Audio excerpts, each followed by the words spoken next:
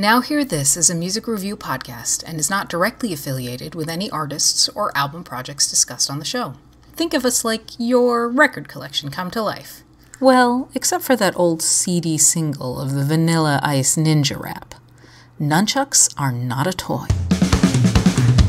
You got a record of your favorite songs. You got an hour and it won't take long. You got a pair of brand new friends. You got a ticket, gonna stick to the end. I said, now hear this. Now hear this. Now hear this show right now.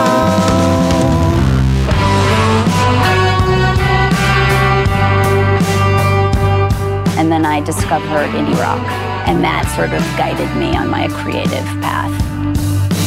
I'm still into you. Dreams really do come true. Anyone can play indie rock, it's for everyone. I feel it everywhere, even in my red hair.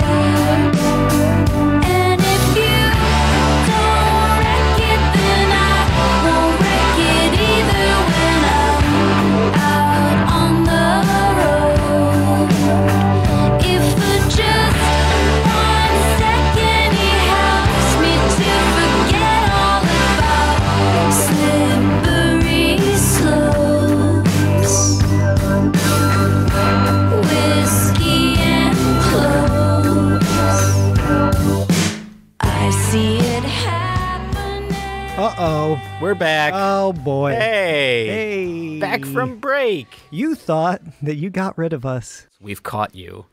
And Right in the trap. You're The going- honey trap. into the detention of our podcast.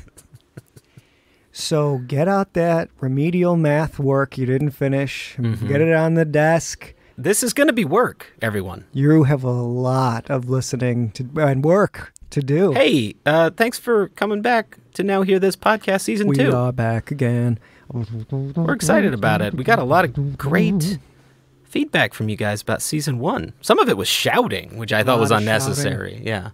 Very hard to do in an email, but the caps locks have really put it on.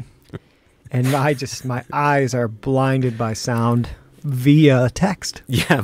Blinded by Sound was a working title we had going. of this show, right? Mhm.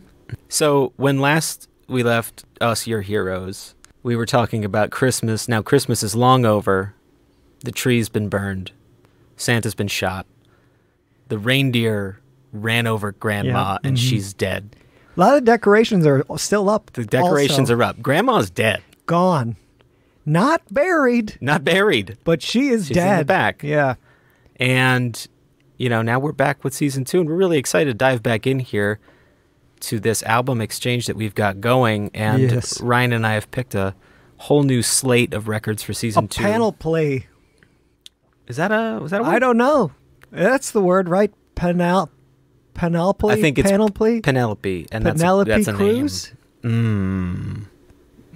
Pineapple? That's a thing. People know about that. Just That's a word. Couple of guys saying words.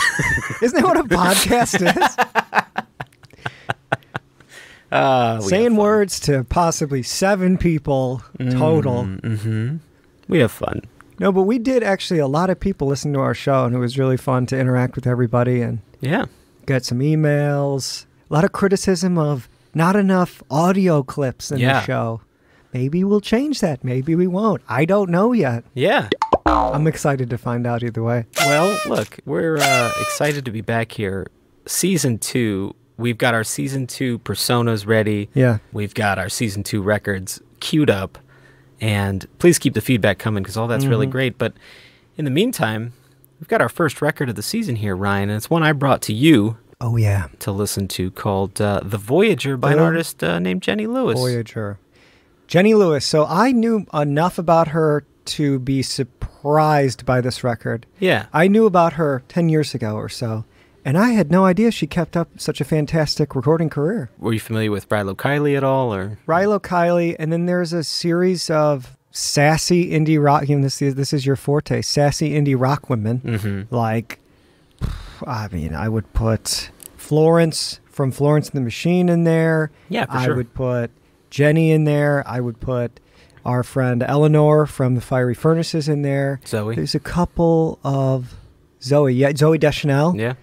Absolutely. There's one other. Nico Case. Nico, yeah. You know, there's this group of women that were making records like this at this time, and sometimes I have a hard time telling the difference between them. But ultimately, I knew Jenny Lewis from, and we talked about this. It was in the last couple of days. The Ben Gibbard "Handle with Care" cover. Mm-hmm. Definitely saw that when it happened. But a lot of this was new for me. Well, good. Well, that's what this is for. So, you know, this show is designed so I bring you an album that I love, feel passionately about, and then you check that out as maybe having not been so familiar and vice versa. And we learned a lot in season 1. I'm excited to share this one with you. It's one I was going to put in season 1. Glad I didn't, because I think it's a great season 2 opener. So we'll dive in here. We'll talk a little bit about Jenny Lewis's bio here, and then we'll get into the record. But as you mentioned, Jenny Lewis has had a long music career, but it actually didn't start in music. She started as a child's actor, a child star. She got her start in the 80s doing commercials, Barbie, Toys R Us, Corn Pops, a whole bunch of stuff. Pick out your cereal and let's get going. Coming! Oh no, that kid took the last box of Kellogg's Corn Pops. Stay calm. Sir, you're out of Corn Pops. Liz, just pick something. She graduated from commercials to television roles, including, and I watched an episode of this, being cast as Lucille Ball's grandchild in the 1986 short-lived show Life with Lucy. Life with Lucy. Which was quickly canceled. I've never heard of that. And lost its time slot to The Facts of Life. I watched a whole episode of it in preparation for this show. Was it worth it? It was like watching Kenan and Kel with Lucille Ball playing both Kenan and Kel. Wow. I'll tell you later. It's kind of an ugly little story. He's cute. He's adorable. Yeah, so am I. The sets looked remarkably similar, They were too. the same set. They might have been, Yeah, same honestly. set. Welcome to Good Burger. Was Good Burger? Oh, that's all that. Lucy, welcome to Good. That's a terrible. That was good. Welcome to Good Burger, home of the good. Because I've got a guy with a mental illness. The rare Swedish dub of Kenan and Kel. Swedish Kenan and Kel.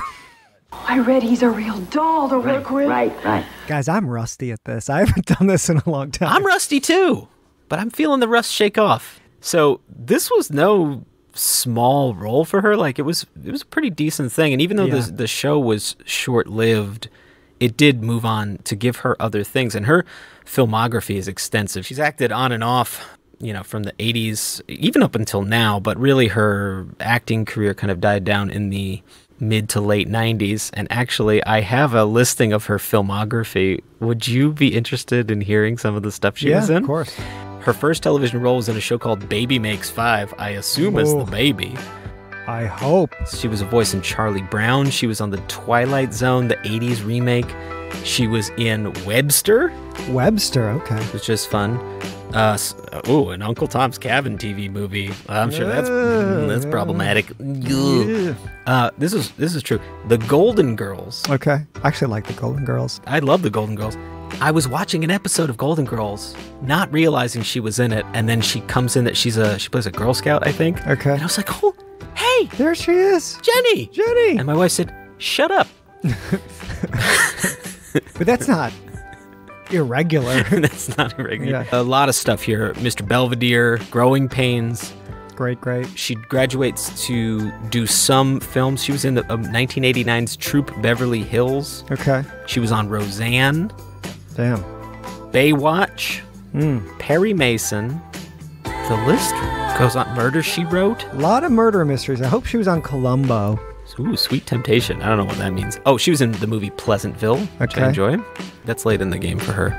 Is that 90s Pleasantville? Yeah, 98. One of the last few there. And then so on and so forth.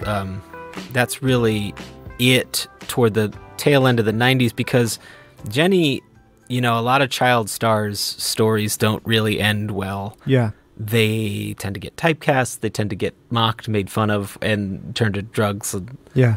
You know, it can get pretty ugly for some of them. I would say it's about a 50-50 Right. You know, Yeah, whether yeah. or not you're going to branch out. And Jenny did a really smart thing where she diversified her career into music. Okay. Another passion for her. I was, I think, 13 when I wrote my first song. And I was a huge hip hop fan for many, many years. And then I discovered indie rock. And that sort of guided me on my creative path. Because it seemed like something I could do. You know, it was low key enough where I could start a band with my friend and write songs and play in basements or wherever. It seemed very accessible, that kind of music. It was like anyone can play indie rock. It's for everyone.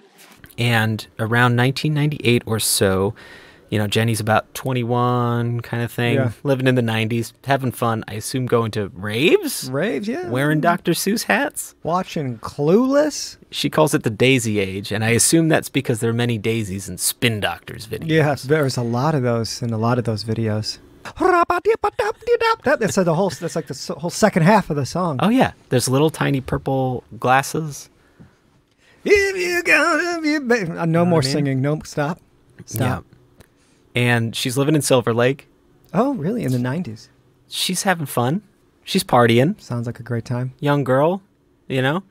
And her boyfriend at the time, this guy named Blake, Blake Sennett, Oh, boy. invited her to contribute backing vocals to a band he and his friends Pierre de Reeder and Dave Rock were thinking about forming. And Jenny agreed to join on the condition that she be allowed to sing lead vocals. Bold. That group would eventually be titled Rilo Kiley, and Rilo Kiley would go on to release 4 studio albums, including a major 2007 breakout hit, Under the Blacklight, and now that was the one that I got to know her from. So she had, the 2000s were kind to Rilo Kiley, and they were kind to Jenny overall, but it was 2007's Under the Blacklight that really kind of put her on that indie map, I think, for a lot of people. That was a big Warner release. And I loved Under the Blacklight. Have you ever heard that album? Yeah, I have. And actually, I'm sitting here. You said Pierre de Reeder. So that is the guy that owns 6-4 Sound in, was it Silver Lake or Ham? One of those areas. I know this guy. I email him all the time. Really? I book sessions with him. And he did mention the first time we met that he was in a band, and I looked it up, and I remember it being Rilo Kiley, but then I just forgot about it until literally right now. Wow. And I'm a little spooked. Yeah. I mean, I've got a little contact starstruck going on. I've got guy's email. There's a celebrity in the house. He's a great guy. Pierre's a really, really good guy. That band's great. They Yeah. sound awesome. They make, I would call it like an indie rock version of Fleetwood Mac. It's Yes, that's about right. It leaned a little country at the beginning, but then they really hit their stride and kind of created this solid pop rock song catalog with an emphasis on harmony and these soaring acoustic sounds. And Under the Blacklight is just a very garage rock soundy thing, which is what made me gravitate toward it. You know, Blake may have thought he was going to be the lead singer to start, but it is evident as the albums progress that was not destined to be the case. Yeah. Because as the albums go, his vocals start to die off and Less. her vocals start to permeate. She has a great voice, big old voice too. Yeah, so by Under the Blacklight, she's singing, I want to say every song, except I think they duet on 1 or 2. And that's kind of why I wound up loving her solo career, because that is what I love about Rilo Kiley. I love her voice mixed with that sound. It's not as if the sun won't shine when clouds up above wash the blues away. Are we breaking up? Are we breaking up? Is there trouble between you and I? Did my heart break enough? Did it break enough this time?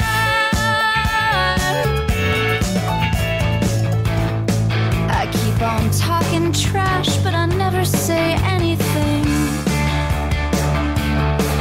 And the talking leads to touching, and the touching leads to sex, and then there is no mystery left.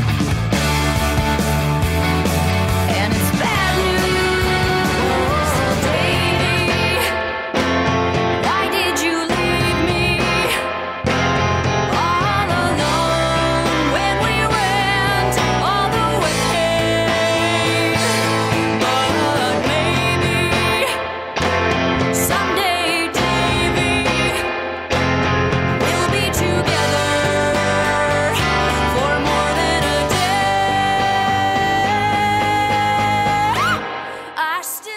if the Stripes and the Strokes were hanging out in the fires of the Stooges, Jenny and Co were hanging out with George in the garden, you know. Yeah. George Harrison in the garden. George Harrison, yeah. No, George Harrison in the garden is a great image. It's definitely true.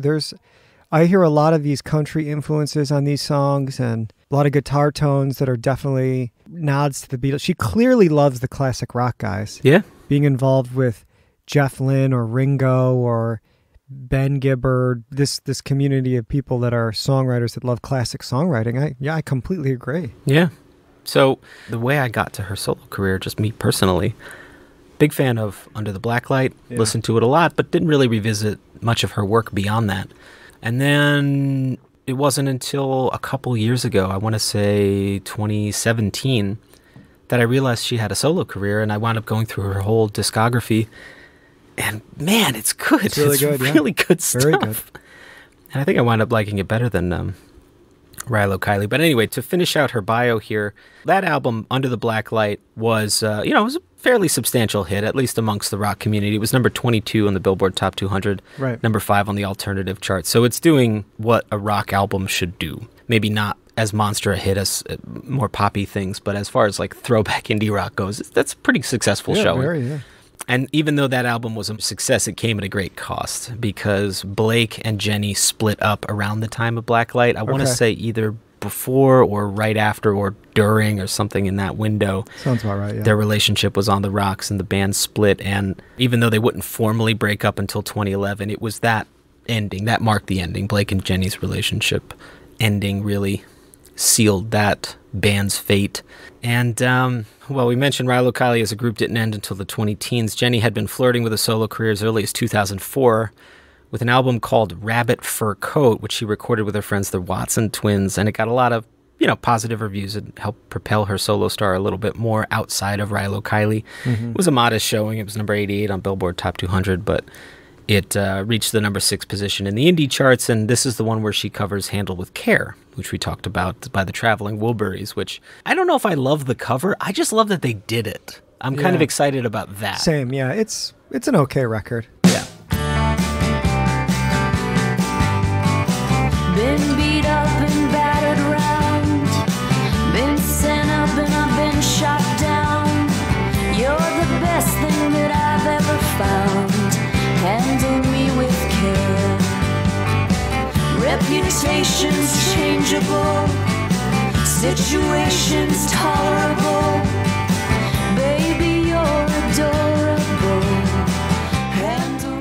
Even as a pretty big Jenny fan these days, like I don't really go back to that one a lot. I know a lot of people do, and a lot of people love it. But I don't know, it's something about it that feels a little plotty. It feels a little tame. And I like her when she's letting the pop rock fires burn, you know what I mean? Really let it go. So in 2008, 1 year after the monster success of Under the Blacklight, she released what many consider to be her best album, which is Acid Tongue. And that one peaked at number 24 on the Billboard Top 200, number 55 in the UK. Now, I love this one. A lot of great songs. This is the one where she duets with Elvis Costello on a song called Carpetbaggers. Oh, that's a good song.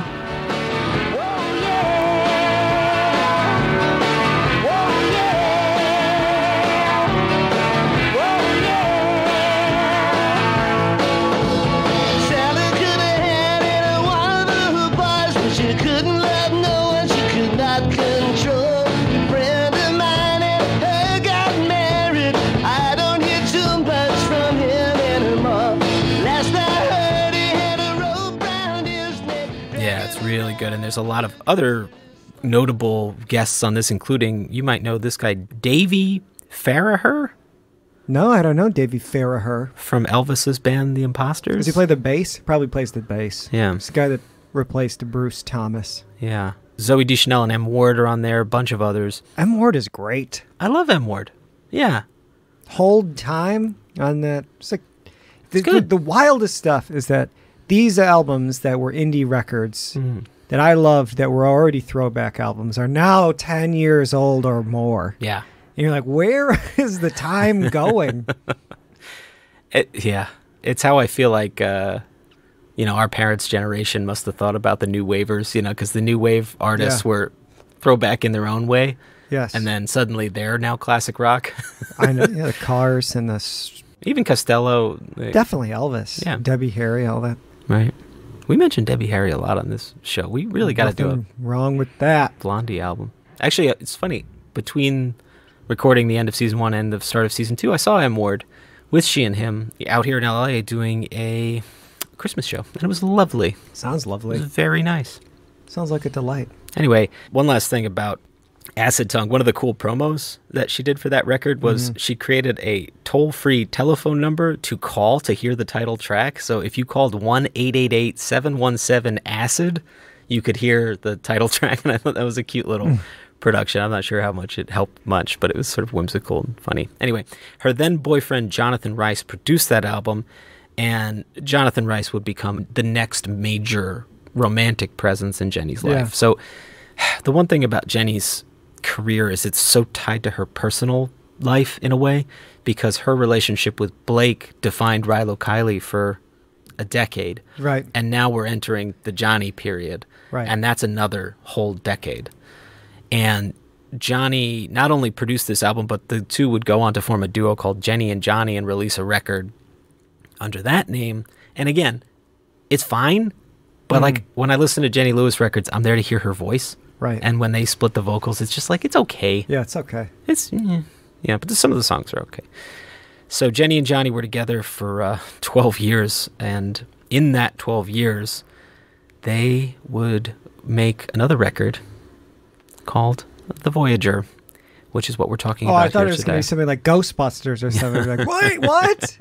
You set me up. I was like, oh, it's the one we're talking about. That makes sense. Yeah, so Johnny heavily involved in The Voyager, but I think, Ryan, that this album, The Voyager, Yes. is maybe a year or two, couple years prior to their split.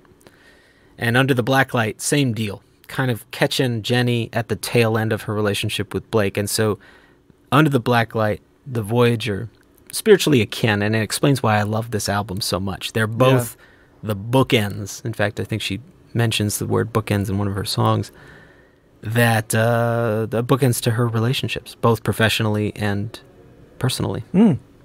I just got to take a moment to say I love this show, because I had that sensation again where I like zoned out, not in a bad way, in a flow state. And I was just listening to a podcast. And then I zoomed back in. I was like, oh, fuck, I'm recording a podcast. Yeah, we're here. I have to talk in a second. I'm complimenting your Thank you. soulful tones. Oh, dulcet. They're so dulcet. But yeah, the bookend stuff, that's great. The way you tie this stuff together, I'm Oh, well, thanks. big Ryan. fan. I'm a big fan. Hey. This is my email in. Big fan. I don't know if you ever have this with artists, Ryan, but I sometimes can't separate the artist from the first record I heard of theirs. Yeah, absolutely. I do that all the time. I'm always measuring it against that. You As know? good as, or Right. yeah, I know Mercer has a problem with that. I keep saying Chris Mercer. For those of you who don't know, I do Take It Away, the complete Paul McCartney Archive podcast with him. Oh, it's lovely. And yeah, he has a lot of rules for stuff like that, where we're not going to do any as good since or as good as, and we're not ranking anything. Nothing's getting ranked. There will be no fun had here today. I'm like, oh, I love that guy. He's so fun.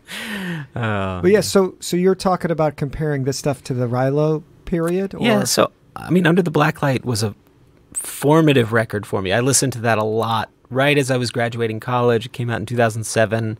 I was listening to that quite a bit Yeah. as I was entering my life as an adult outside of school. And so I also had gone through a really bad breakup in 2007, and there's a song on that album called Breaking Up, and it's funny. It's a hopeful song. Like, Yeah. Jenny has all these really hard personal struggles she goes through, but she always has that little hopeful, like, I don't know, there's a tone about it that says, don't take it too seriously. Yeah. You'll be Oh, yeah, dead. yeah. We're all going to die. So, like, don't get too worked up about it. Spoiler alert also. Whoops. Was that an instant karma? Pretty soon you're going to be dead? Yeah. It's later than you think, man. So just chill out. Everybody but- needs to relax. Right. I think the kind of pressure for women to achieve in their 30s, and once they near 40, I think certain doors close. You're suddenly faced with mortality, and you're suddenly faced with, your own purpose in this life. So I think a lot of these big questions struck me. it's something that I wanted to discuss. I don't know if it had ever been talked about in that way in a song before. But I also wanted it to be a little light as well. It's not a dark statement. It's just an acknowledgement of how it is. About this album, Jenny told Rolling Stone, making the Voyager got me through one of the most difficult periods of my life. After Rilo Kiley broke up and a few really intense personal things happened, I completely melted down. It nearly destroyed me. I had such severe insomnia that at one point I didn't sleep for 5 straight nights. Many of the songs on the Voyager came out of the need to occupy my mind in the moments when I just couldn't shut down. The end of Rilo Kiley came after the death of Jenny's estranged father in 2010. She was grappling with that, as well as the band that had propelled her to the second portion of her career broke down, and it's just a really transformative time for her. And that's when she came into contact with noted asshole and fake punk jacket liar Ryan Adams, who... Well, I'm glad you didn't say Brady. Oh, yeah, Ryan Adams, he's a bad guy, right? Yeah. Not a good guy. So here's the shitty part about this record. So Ryan Adams produced most of this album. The one we're talking about? Yes. Oh, I didn't know that. Yes. So I don't know how you feel about Ryan Adams. Putting aside the idea that he's a monster for a moment, I don't know what your feelings on his music were. I always sort of liked him. Average. I was like, okay, cool. He's a haircut and a jean jacket or whatever. Yeah. That's it. It's whatever. It's middle of the road. I really liked an album he did called Cold Roses, which is sort of a country album he did in 2004, and that was pretty much it. I listened on and off, but the point is, he's got a pop rock sensibility, and again, even though he's a prick to people in his life, I think he actually got a good sound out of Jenny. The album sounds great. The production is really good. You have to separate the art from the artist. It's tough, though. I still can watch some Woody Allen movies and not think about it. Yeah. But do I want to hang out with Woody Allen? Probably not. No. Probably not. I would like to see him play clarinet. He does it up the Upper West Side or whatever. Really? He's going to be dead soon anyway. Who cares? Pretty soon you're going to be dead. Pretty soon you're going to be dead. I like how dark this episode is already. It's pretty dark. Yeah, We're for an opening. diving right in. Yeah. The deep end. Jenny said about working with Ryan and I didn't know each other very well before this album. We had hardly even listened to one another's music, to be honest, but I trusted the vision, and Ryan ended up being the person to get me over the fear of finishing something I'd been working on for so long. This record was the hardest one I've ever made. The Voyager tells the story, the longest night of my life, and the journey to finally getting toward some rest. Great. I've been playing with him on and off for about a year now. He produced a good portion of the Voyager with Mike Viola, who's his guitar player in his band, which I think they're calling themselves the Rats now. They were the Shining, but I think now they're the Rats. But you'll have to ask him about that.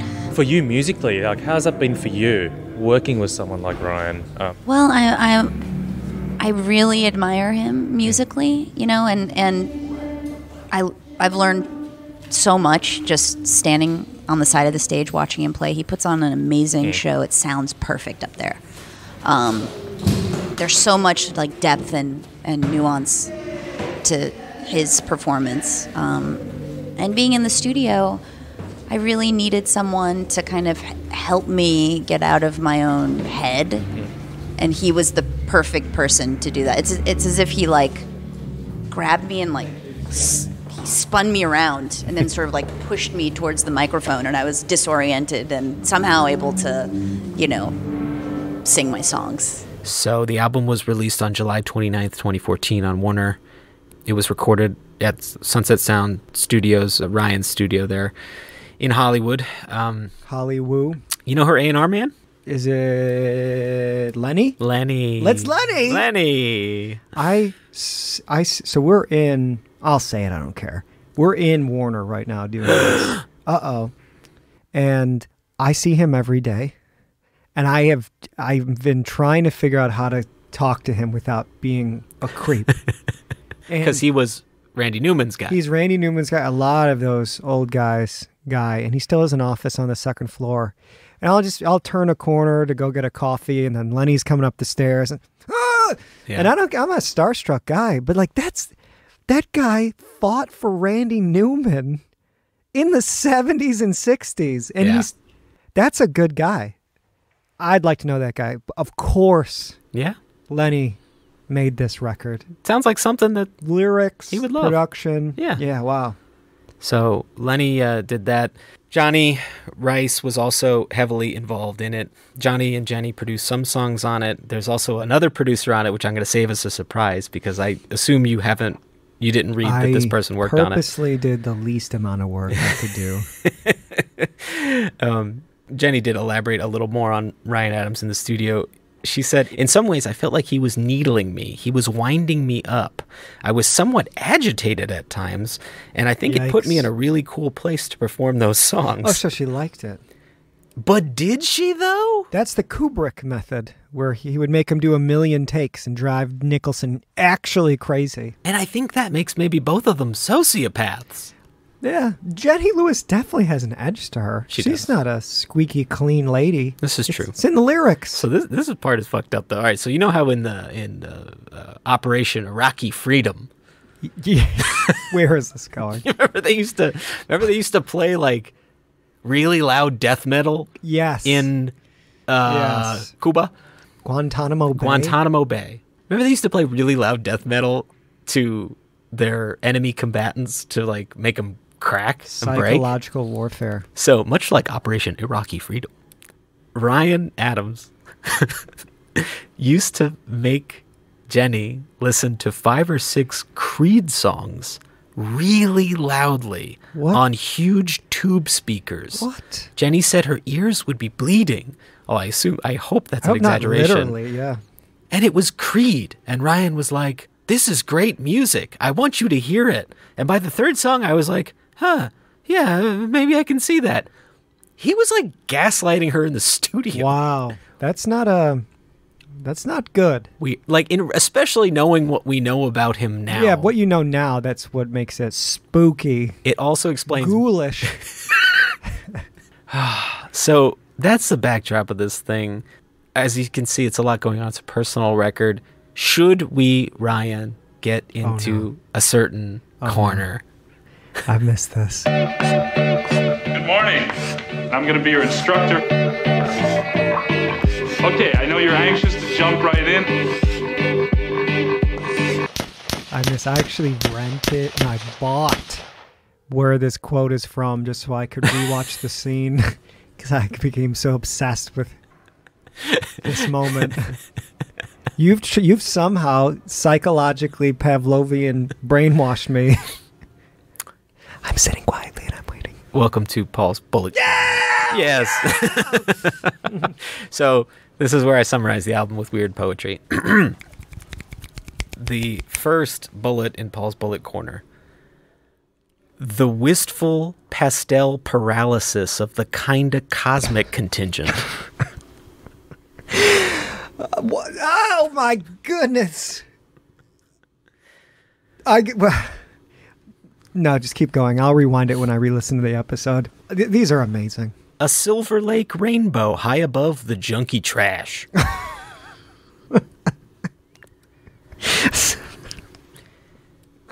These are getting surreal. Yeah. Surreal fun, you know what I'm saying? Blink and you won't miss the DeLorean of melody making an illegal left turn. Doc! Great Scott! Marty! And the last one. Polyamorous, polyamalicious, polyanimosity. Polly Pocket. And it's been Paul's Bullet Corner. Amazing. Thank you. Amazing. Can I bet that, where are those yams? Hey, callbacks. Let's get into the record, huh? Head Underwater, track 1. I've been wearing all black since the day it started. When I stopped and looked back as my mind departed, I've been losing sleep and I cannot sit still. I'm not the same woman that you used to.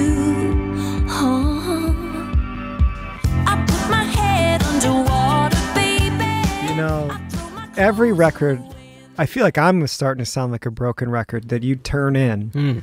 I put it on. I'm like, yes, it's great. And then it just gets better and better and better. And I'm like, how? Where? Why? What? And then I go, oh, wait, this is the whole point of this. Relax, guy. You're going to die one day. Yeah. Just relax. Yeah. I love the chorus of this song. Yes. And specifically, I wrote these lines down. There's a little bit of magic. Everyone has it. There's a little bit of sand left in the hourglass. There's a little bit of magic. Everyone has it. There's a little bit of fight left in me yet. Yeah. And just the way she says, left in me, that phrase. I just got goosebumps. Yeah. It's like, I can totally relate to that as a white man in his 30s.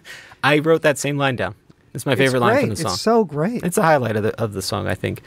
Sometimes there's portions of the songs that are so good, it outshines the rest. And sometimes I feel like there are bridges that the chorus can't cash almost in a way. Like there's your expectations are built so high and that's one of those. That's one of those where that hook is so good. It's very good. That it makes the rest of the song feel a little lesser to me personally because there's such a shining gem in there. Mm-hmm. I listened to this album for the first time during a period. I do these things sometimes where I go completely sober for 100 days just to see. I've done that, yeah. It's good. Yeah, it refreshes clarity. It helps you get fucked up when you get back on drinking hard. But yeah, go ahead. So imagine I'm 55 days into complete total sobriety, and it's a rainy LA day, and I put this on and go for a 2-hour walk. Okay. And that's the mood I'm listening to this thing in. And when I heard this song, I actually didn't really like it at first because it just sort of sounded like an echo of Rilo Kiley to me, and I didn't really... Oh yeah, you can hear that. I couldn't get into it. But those little moments kept happening over and over and over again.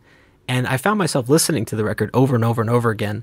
And now it's at the point where it's one of my favorite albums. And this song is an example of that. This one was a grower for me. This one took a few knocks at the, at the tree. I love the backing vocals. I love the little backward vocal at the beginning. It sort of fades in with the... Yeah, that's the production we're talking about where I'm like, I can't believe that's Adams. Yeah, it's crisp, it's clean, it's dynamic. They're not afraid of quiet moments and placing those quiet moments next to louder ones to give you some, some maximum effect from that stuff. So Jenny and Johnny produced this song together. Okay. This is one of the ones that Jenny and Johnny did. And her voice just is so good.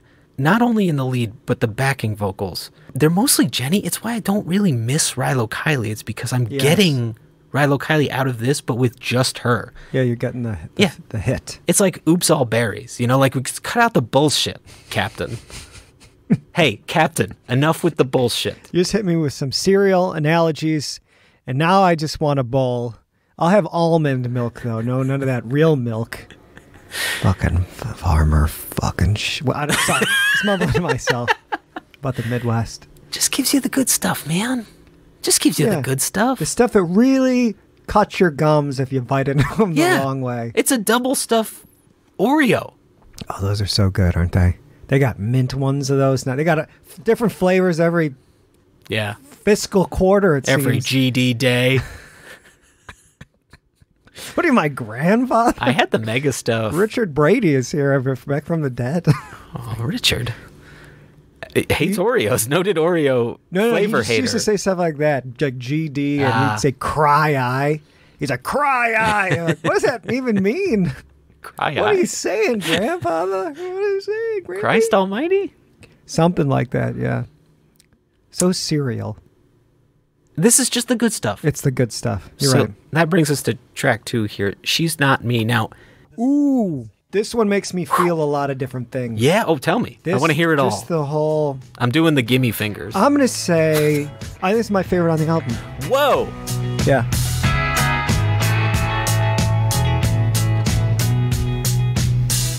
I used to think you could save me.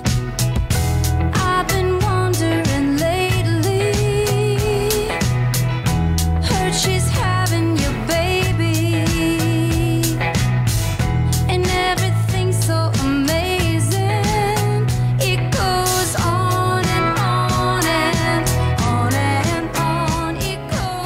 the whole set of lyrics and the whole story of, specifically this line where she goes, remember the night I destroyed it all, when I told you I cheated, and you punched through the drywall. I took you for granted. I like that little like granite, granted rock drywall thing.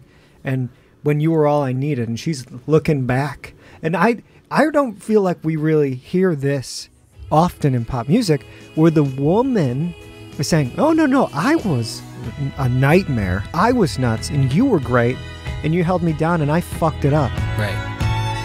I think that's why it's my favorite.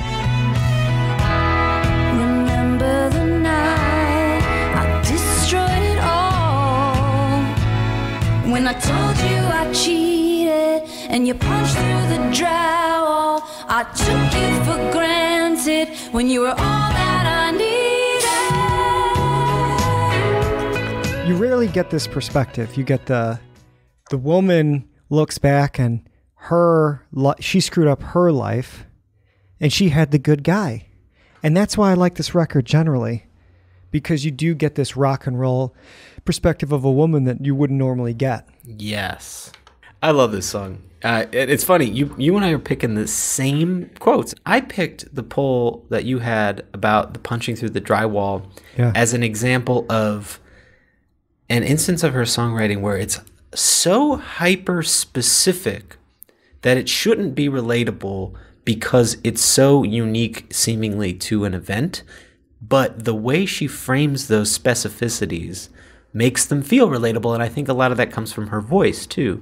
Right. When she's singing, it feels like she's singing for you. It feels like she's singing to you.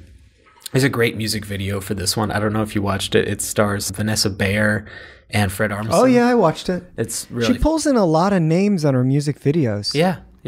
Comedians love her. Or she just has the cash to pay him. It may be the LA thing. Could be. I mean, she also, going from child actress to musician has touched a lot of different areas of show business.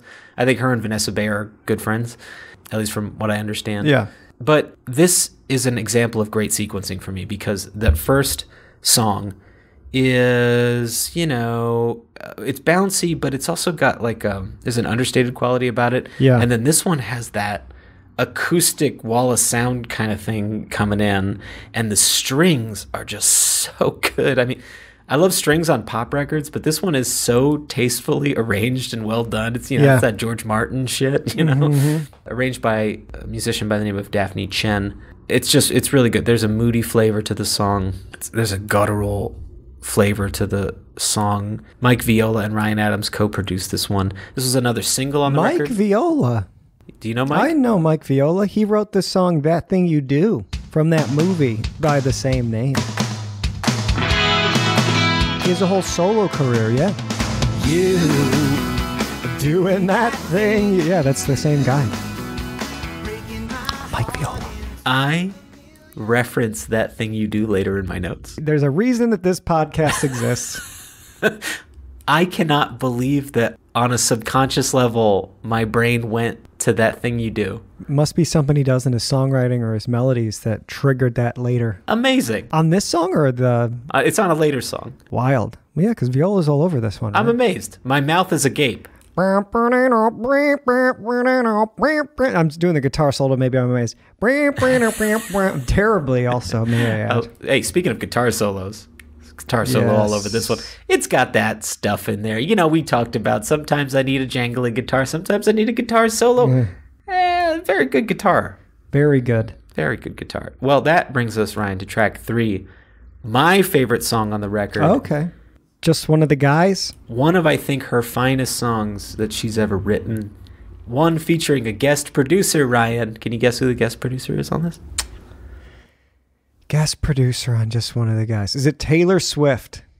Beck Hansen. Beck, of course. That makes complete sense. Beck produced one of the guys, and he also, I think that's him on backing vocals on there.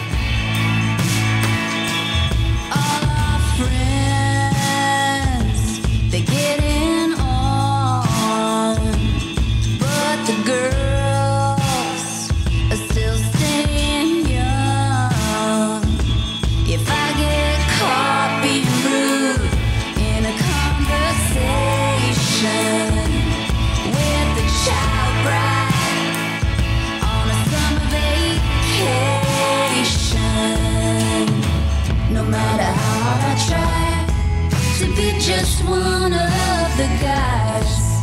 There's a little something inside that won't let me in. It's the lone song produced by Beck on the record, and god damn it if it's not my favorite on the record.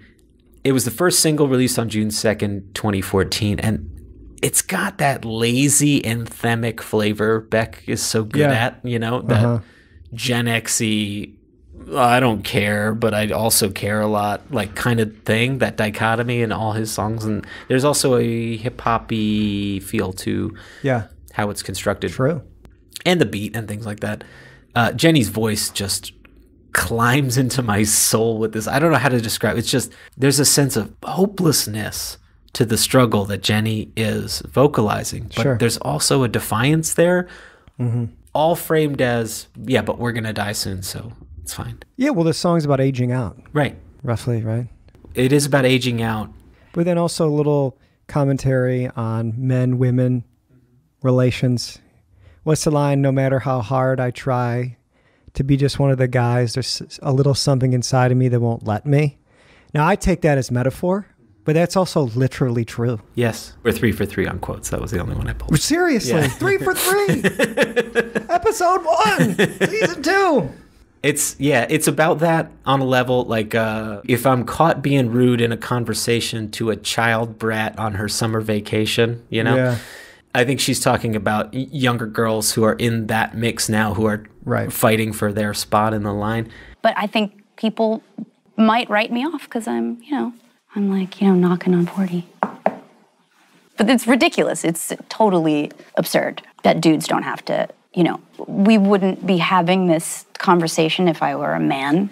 And I struggle, I'm absolutely a feminist, but I grew up being just one of the guys. I was a tomboy. And in my life, I try to express feminism through my other relationships with other women. And in repairing, the relationship with my own mother and extending employment to women in my band. The reason this one spoke to me so much is there's a line where she says, all I can see is I'm just another lady without a baby. And in the music video, she has the pregnancy test. And at the time, my wife and I were going through some pretty intense infertility struggles. And they were like a kick in the balls every single month. It was really hard. And when I heard this song, that's what jumped out to me.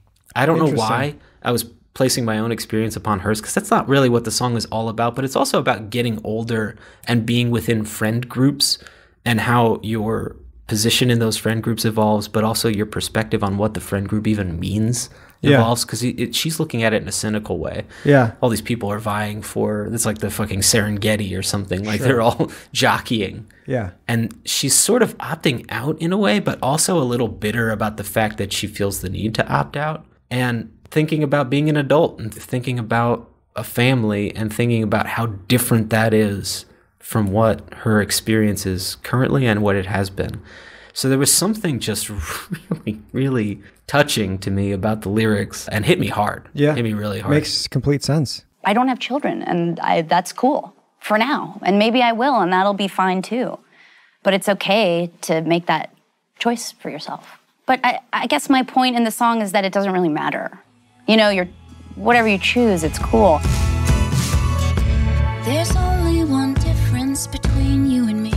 When I look at myself, all I can see, I'm just another lady without a baby. Great music video for this one too. I shared it with you last night. There's that's a great video. It's Kristen Stewart, Captain Marvel, and Catwoman. All playing in Jenny's band, and then they all dress up in drag and do their thing, and it's very funny. It's great. Yeah, great. I missed that. I didn't see that until you were like, hey, by the way, you should probably check this out. I was like, yes, he is correct. It's great. It's my favorite. Yeah, it's good. I don't like it as much as track 2. Yeah. I just like the title, She's Not Me. Yeah. There's something I like about titles where it can apply to anyone. Yeah. And I guess, just one of the guys could as well. But you're kind of, I think, the concept is if you're a man singing that, you're being literal about that. Right. If you're a woman about that, there's a deeper commentary. But yeah, my point I'm trying to make is usually you're not this far in an album and you're like, yeah, all these songs are good and they're getting better. Yeah. And also relatable across gender, at least to me, they were. That's the mark of a good songwriter, is when you've got that she's not me, just one of the guys. Yeah. They're female-oriented songs. Like most of this album is. But I was able to relate to it from a male perspective, and that just speaks to the strength of the material. Sure. And the conviction Totally. in which it's being sung in. So that leads to track 4, Slippery Slopes. I love this song. Another great chorus. It was a slow burn for me for that reason, because I think the chorus, the bridge and the chorus, ultimately do that thing I said earlier. They write the check that the rest of the song can't necessarily cash. Because the rest of the song sounds an awful lot like the Rilo Kiley song Under the Blacklight. Okay. I'll play the side-by-side here so you can hear it. Will you get sober? Will you get kinder? 'Cause when you get uptight, it's such a drag. When I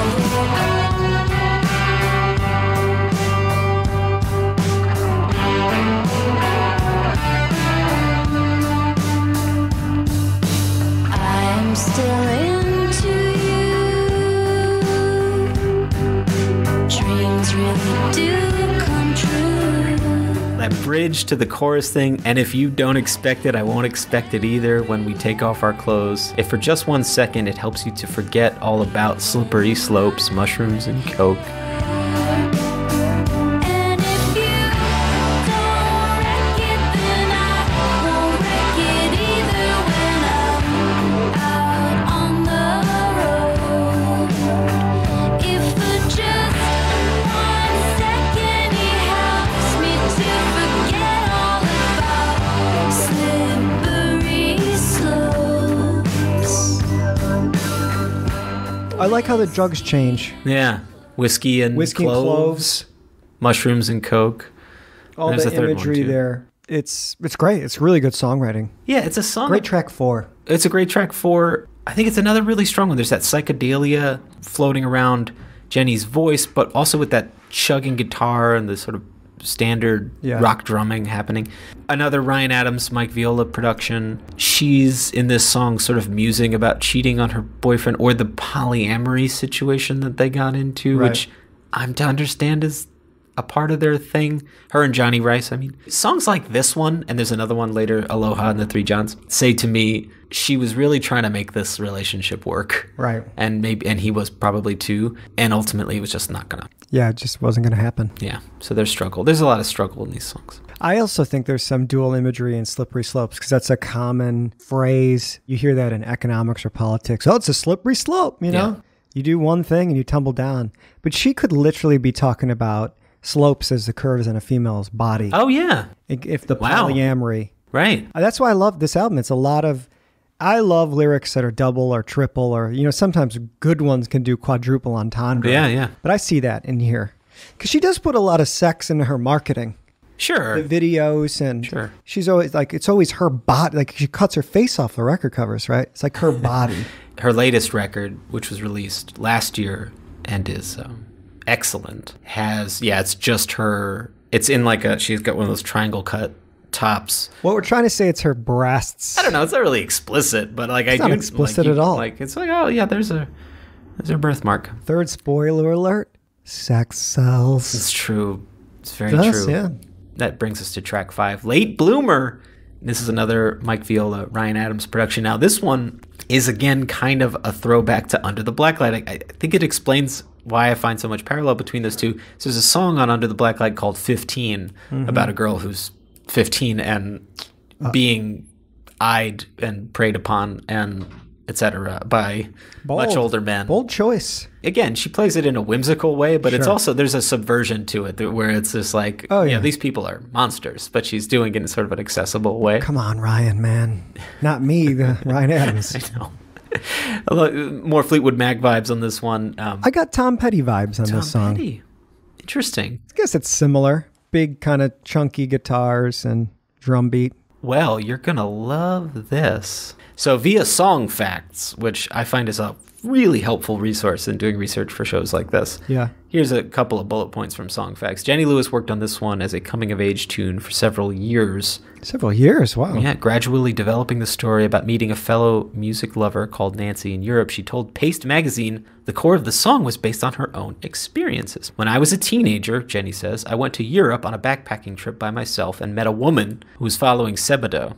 Lewis said, it was the early 90s, and that was my intro to indie rock. Lewis later recalled that she played the song to Ryan Adams, and his reaction was frustration. Interesting. Quote, it agitated him, said Lewis. Good. He didn't know what to do with it because he thought it was so confessional. And apparently Jenny insisted it's not confessional, although it is based on her experiences. Ryan Adams then sent her to work on the tune with Tom Petty and the Heartbreakers. Oh, you're kidding me. Keyboardist, Okay. Benmont Tench. Benmont fucking Tench, So Jenny said. definitely my Subconscious. caught. There's definitely notes of Tom Petty that come out of I guess it's the keyboard part. Yeah. Well, we got that thing you do in Tom Petty without even realizing it. When I turned 16, I was furious and restless. Got a Chelsea girl haircut and a plane ticket to Paris. I stayed there with the pansy. He had a studio in the 7th. Lost his lover to a sickness. I slept beside him in his bed. In the song's final verse, Lewis and Nancy hook up with their hero, singer-instrumentalist Lou Barlow of Sebadoa/Dinosaur Jr. Yeah. And Barlow actually sings on this track. I sent the song to him and told him the story behind it, Lewis recalled. I was totally surprised that he actually came to the studio because it was a bit stalkery on my part. It was the most meta thing I've ever done. Wow. So I didn't know any of that before doing research for this song. I just thought it was another like general, hey, young girl on an adventure / maybe being taken advantage of kind of thing. Yeah.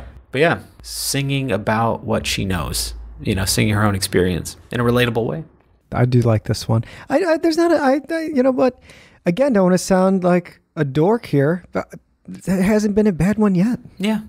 Yeah. Well, that brings us to track 6. Now, if I had to pick one that I don't maybe love. I actually wrote feels like the only throwaway of the album. See, we're on the same exact Same page. Track 6, You Can't Outrun Them. It's fine. It's another Jenny and Johnny production. I think it's just, I don't love this just because there's so many other better songs on the record. Yeah. But again, there's that hook in here that really does surpass the totality of the song, much like Head Underwater at the beginning. Yeah. There's that bit where she says, and what those witch doctors do to you, I wouldn't want it for myself, or whatever. There's like the bridge to the chorus, and the bridge is just so strong. And then there's those bongos on it. And actually, now that I was listening to it last night and thinking about it, this one sounds an awful lot like No Values. Ooh, I love, yeah. I do like No Values a lot. I love No Values. No, this is a Paul McCartney song we're talking about. Yeah, one of the 3 original songs from Give My Regards to Broad Street. Yeah, and apparently there were Wings versions of those songs. Yes. In the somewhere. From the rehearsals. Yeah, I've heard those. Yeah, they're good. They're good? The ones where they do like ballroom dancing and oh yeah. Good stuff. Yeah, Beatle vibes. Big Beatle Big vibes. time. With Fleetwood Mac. That again, it sounds like something off of Rumors, this thing. You got struck with some bad luck. There's a black cat by your side. And I'm afraid you chose the red door with the 666 neon sign. And what those witch doctors do to you, I wouldn't want it for myself. After all that you've been through. I like the line, what the Lord has planned for you, I guess that it was meant. Wanted to get to know you before you were dead. Ooh. A gorgeous little turn of phrase. She's just a great lyricist. Fantastic lyricist. I don't know. I don't have a lot on this one. Yeah, well, let's move on to track 7, The New You. It's another highlight. Yeah. Every really single good. lyric in this song. Everybody's going, yep, I mean, just pull the list out, listeners, and you go, oh yeah, she's really honed this craft, this ability to put pen to page. I'm impressed. The bridge again. But I can read your fortune just like You like her bridges. Yeah. Sometimes I think they're better than the rest of the song. Sometimes they are. And sometimes, I mean, if there's any reason to take points off the record, is maybe she could have taken some of these big bridges and turned them into choruses and deleted a couple songs. But it's good. It's good we have the album. But I can read your fortune, just lay out your palm. Whatever you're avoiding will greet you at the dawn. There's a song on Acid Tongue that kind of does that. It's like 7 or 10 minutes or something. It's a long song. Yeah. Almost as sweet, but it basically does what you're describing. It takes the bridges she's so good at and expands upon them, and then just sort of treats it as a mini song suite. And it's worth listening to out there, listeners, if you haven't heard that one. Yeah. From Acid Tongue. There's great imagery in all the different stanzas, in all the different verses. Mm-hmm. My favorite one is, and you struggle with sobriety, dreams of known variety, listening to Kill 'Em All, Metallica. Tend for high society, social anxiety, we missed you at the Headbangers Ball. Yeah, it's great. It's so good. Really good. Yeah. I couldn't write that.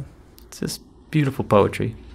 Another great guitar solo, just a lot of that stuff. And this one is kind of a suite with the next track, which is Aloha and the Three Johns, which is another one of my favorites on the record. I feel like this one's basically a traveling Wilbury song featuring Jenny Lewis. Yeah, I wrote a bright sunshine pop tune about someone who thinks the biggest thing in their life is about to explode in their face. It's that thing you do. Real beat pop shit going on.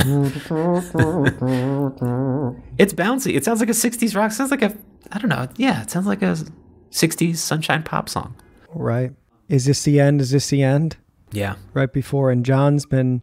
Who is doing... Is this the John? This is the John. Yeah. But why is it 3 Johns?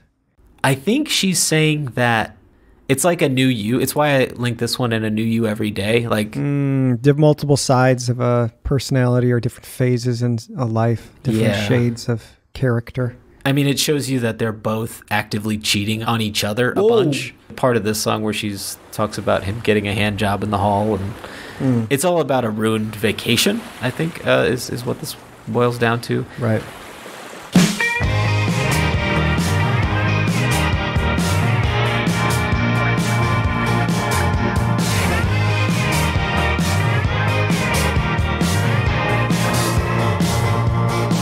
Well, the phone's gonna ring and you tell them I'm not home. Will you water the ferns and feed the fish out in the ponds? I'm gonna get mean if you don't stop singing that Hawaiian song. How can you hear me scream if you still got your headphones on? Is this the beginning? Great shit. Really, really great. And then we get track 9, Love You Forever. Another one of my favorites. Maybe my second favorite after Just One of the Guys. It's got almost an 80s style chorus. Yeah. Cynthia. And the spelling of the title even reminds me of Prince. Because Prince would put U instead of Y-O-U, alternate spellings all the time. I don't know if it is a send up to Prince. Maybe a subtle thing. It's, all the subconscious stuff.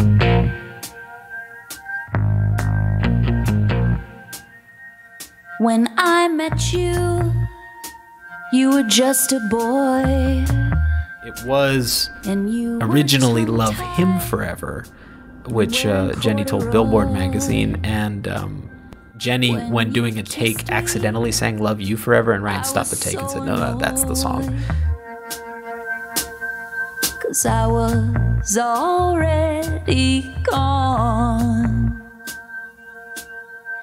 Call up your girlfriends, let's go out tonight. We're gonna drink ourselves some burgundy wine. Talk all about how we've saved the date. I can't believe I'm getting married in May.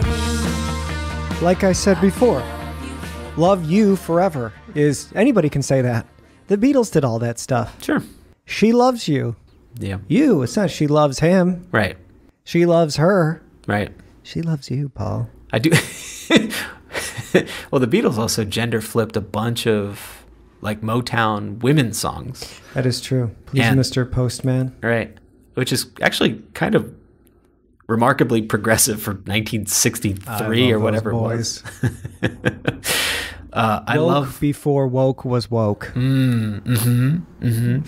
Don't look at me like that. This is where she coins the phrase daisy age for the 90s.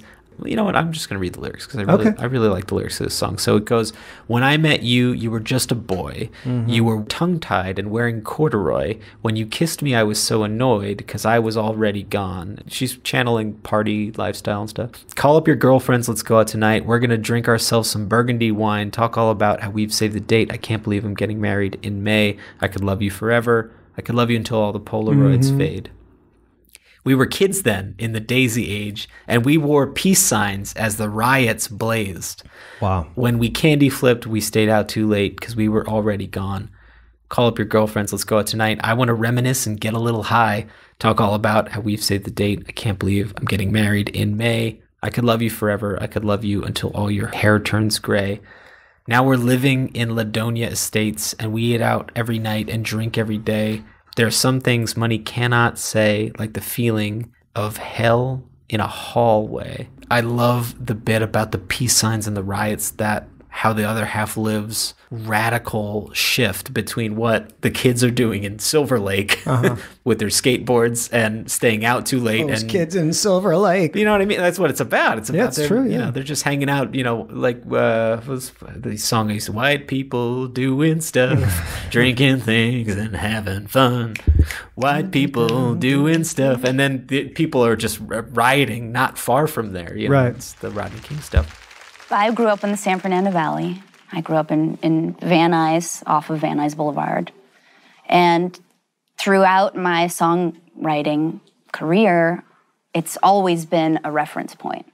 Because that's where I spent my formative years. I mean, that's where I, watched the LA riots on television when I was a teenager. That's where I bought my first hip-hop record, which began my love and obsession with words. Although, I was a suburban kid from the Valley, some of the themes, within the NWA records that I was listening to, I couldn't exactly relate. But it was my music. And my mother's records, who I'd grown up listening to, those were her records. This was something that belonged to me. And it just sparked something in me. It made me realize that I had something to say. Jenny says, I was 15 when those happened, she recalls to Paste. And my friends were middle-class kids from the west side of Los Angeles. They were graffiti artists, bad kids for the most part, and they looted the Gap on Melrose. We were watching this shit happen on the news, and these middle-class kids were looting in West Hollywood. Crazy. Crazy. Which brings us to the end of the record with the song The Voyager. This is a big song. This has a lot of streams. So this song is what? Is one of her top tracks on Spotify. Is it? People apparently really like this record. It's a good one. It's got ELO stuff on there. Definitely. Cosmic. We're all the Voyager. Like, she's talking about Spaceship Earth. She's talking about you have to go on this journey. So you may as well do it right. And you may as well have fun and keep it interesting and try and get through it. Hey, hold on. Just try and get through it because we're all doing it. So just try is kind of the point here. Gotta try. We are the Voyager. It's absolutely true. In the middle of nothingness and everythingness all at once. By the time I got your letter, I lost my mind. I was tripping. When you're getting better, it's a jagged line. Nothing lasts forever when you travel time. I've been sipping that Kool-Aid at the Cosmos. So the top 3 of this album on Spotify, I wrote down. Do you know what? Can you guess what they are? Well, you said the Voyager, so I'm going to go with that one. Okay, but where is that in the top 3? And this is just for this album. I'm not saying for her whole Spotify. I would say just one of the guys, number 1. Correct. She's Not Me, number 2. And the Voyager, number 3. Oh, so close. Flip those. But you got the songs. Yeah. Guys, Voyager, She's Not Me. Yeah. You may have heard this album before.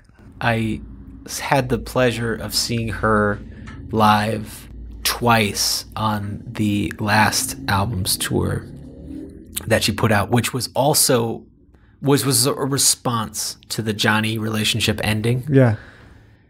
And that album is excellent. That's the one with Ringo, and I saw her at Amoeba, and I saw her live, and she did some like new arrangements on tracks, and she did a sort of a ska version of the Voyager, which had a little bouncy kind of reggae feel to it, and it was so good. She can throw a party, man. She's certainly such a compelling singer, such a compelling songwriter, such a great live act. Jenny Lewis. There you go. There it is. So thank you all for joining us for the first episode of season 2. I hope you take a listen to Jenny's album and let us know what you think. Reach out to us, social media. Send us an email. Now hear this podcast@gmail.com. Tweets. We read the emails. We respond to the emails. Hey, Strong Bad. We're back. We're doing emails. We're doing talking. We're talking about the early 2000s. We can talk about Strong Bad. Check on the emails. I used to love Strong Bad when the new one would come out. Yeah. Man, oh man. Well, thank you, ever. We'll see you next time. See you next time for another fun one. Season 2, episode 2. Oh, 2 and 2. Cosmic. Bye-bye. Spaceship Earth. Do you have an opinion about the album we discussed today? Contact us at @NowHearThisPodcast on Instagram, @NowHearThisPod on Twitter, facebook.com/NowHearThisPodcast, or email us at nowhearthisofficial@gmail.com. See you next time.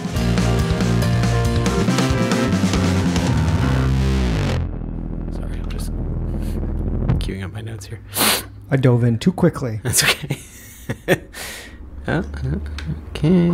Just for the record, we had to change venues because there was hip-hop tracks being played, and the bass was so loud Yeah. that through a door and 2 walls, it was still...